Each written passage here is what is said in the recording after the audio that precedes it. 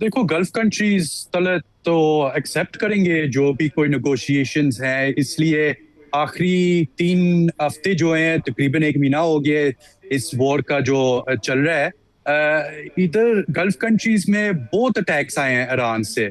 Missiles, drones, infrastructure, civilian infrastructure को damage हुआ है, एनर्जी इंफ्रास्ट्रक्चर को भी डैमेज हुआ है, airports as well, and of course इधर यूएस मिलिट्री बेसिस जो हैं इधर भी डैमेज हुए हैं गल्फ कंट्रीज में। और ज्यादातर एक्चुअली गल्फ कंट्रीज को इकोनॉमिकली बहुत इफेक्ट हुआ है। आपको पता है कि ज्यादातर रिलाई हम्म। करते हैं टूरिज्म के ऊपर, और वो बिल्कुल आखिरी महीने में ब्रेक डाउन हुआ है इस अटैक्स की वजह से, इस वॉर की वजह से। तो देखो आई थिंक गल्फ कंट्रीज खुश होंगे कि कोई negotiations, कोई conversation होगा between Iran, US, in Pakistan. If this happens, the Gulf countries will be very excited for that. पर एक बात ये है कि गल्फ कंट्रीज ने negotiations में भी होना है। They want to be at the table.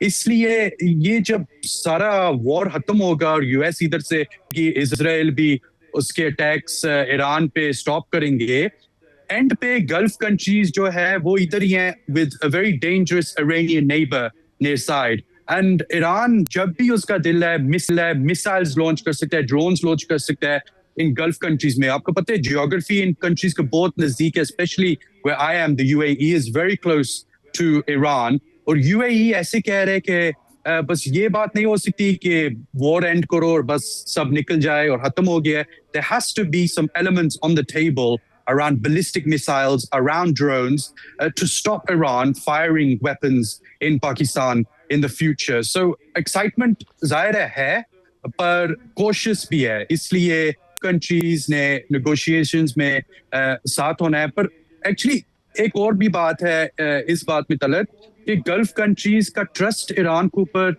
completely destroyed हो गया after the last 1 month because of all these attacks inside the Gulf countries. अभी यूएई, कतर आज कह रहे हैं, सऊदी अरेबिया भी कह रहे हैं उनका ईरान पे कोई ट्रस्ट नहीं है।